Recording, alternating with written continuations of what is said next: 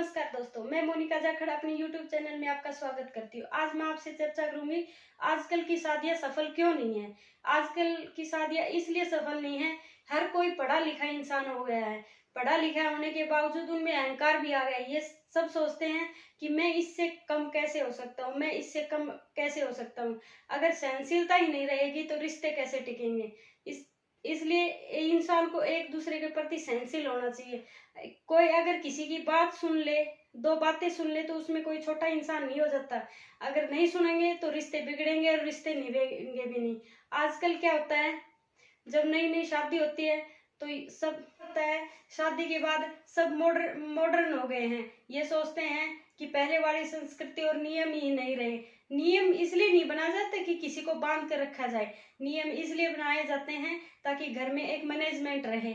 अगर हम स्कूल में जाते हैं, नियम तो वहां भी होते हैं, क्या वहां हमें बांध कर रखा जाता है। अगर अनुशासन नहीं होगा तो सब चीज अस्त व्यस्त हो जाएगी। इसलिए इंसान को अनुशासित जरूर रहना चाहिए। पति पत्नी के संबंध अच्छे ही नहीं होंगे तो परिवार कैसे चलेगा। उन दो लोगों के संबंधों की वजह से बाकी रिश्तों पर भी असर पड़ता है।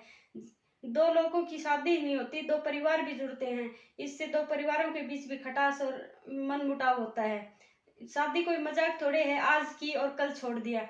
ये कोई पेपरों पे का शादी थोड़े है।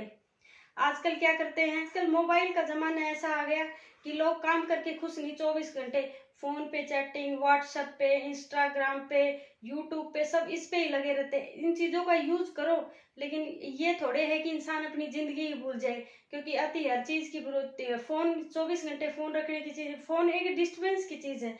काम की हद तक यूज किया जाए तो बहुत ही अच्छा है। अगर इसको बार बार देखेंगे तो दिमाग किसी की तरफ अट्रैक्ट होगा। काम छोड़ेंगे फिर फोन में, काम छोड़ेंगे फिर फोन में।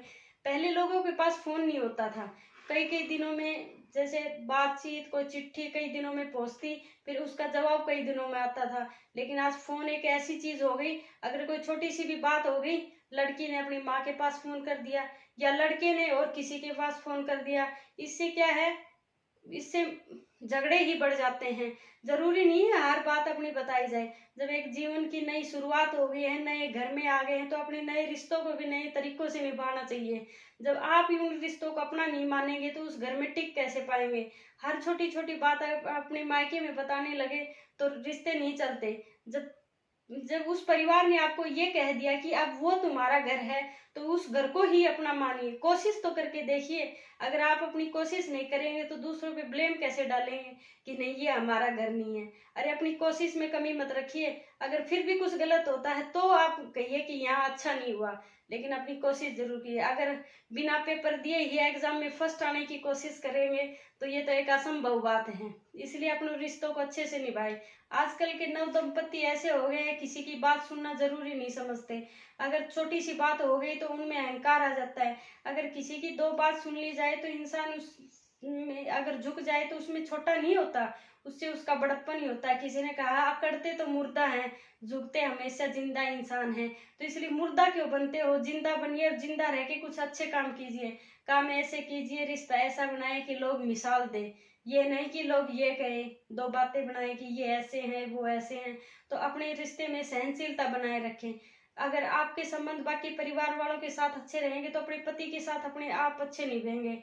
जरूरी नहीं है पत्नी हर रिश्ते को अच्छे से निभाए, पति की भी जरूरत होती है कि वो भी लड़की के माँ बाप परिवार को अच्छे से सम्मान दे और लड़की को भी सम्मान दे।